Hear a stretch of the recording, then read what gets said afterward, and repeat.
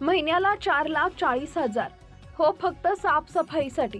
पण दुर्गा टेकडीवर गेल्यावर पहिला प्रश्न डोक्यात घुसतो, हा पैसा स्वच्छतेसाठी खर्च होतोय की कुणाच्या खिशात जातोय?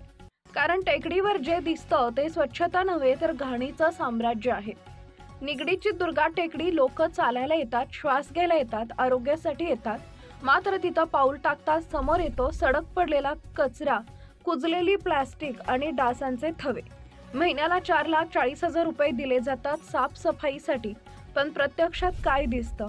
मुख्य पायवाट तीही अर्धवट स्वच्छ, बाकी संपूर्ण टेकडी कचऱ्यानं भरलेली. टाकलेली पानं, कुजणारा कचरा, प्लास्टिकचा ढिगारा आणि सगळ्यात धोकादायक सर्व कचरा एकाच ठिकाणी गोळा करून त्याच जागी सडत ठेवलेला.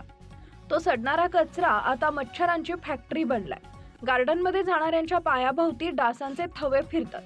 जागोजागी असलेल्या पाण्याच्या नळांची गळती ही तर डेंग्यूसाठी परफेक्ट हॉटस्पॉट तयार करते. म्हणजेच इथे आपण तिकीट काढून आत जातो, 10 रुपये देतो, वर्षाला लाखो रुपये कर जमा करतो आणि बदल्यात मिळतं काय? आजाराचं निमंत्रण. नागरिक म्हणतात 4 लाख रुपये कुठं जातात? टेकडीवर घाण वाढली आहे, डास वाढलेत आणि एकही कर्मचारी दिसत नाही. टेकडीला गार्डन म्हणावं की कचऱ्याचं डेपो? आम्ही तिकीट देतोय आरोग्यासाठी, पण परत येताना फक्त डेंग्यूची भीती घेऊन येतो. ही फक्त साफसफाईची चूक नाही, ही लक्षणं देण्याची, जबाबदारी चुकवण्याची आणि पैशाचा गैरवापर करण्याची थेट कबुली आहे. दुर्गा टेकडी हे शहराचं फुफ्फुस आहे. त्याच फुफ्फुसात कचरा भरला तर श्वास घेणार कोण? आपण आवाज उठवला नाही तर उद्या हा कचरा, हा डास, हे आजार सगळं आपल्या दारात उभं राहणार. बदल हवा असेल तर पहिलं पाऊल आपणच टाकायला लागेल.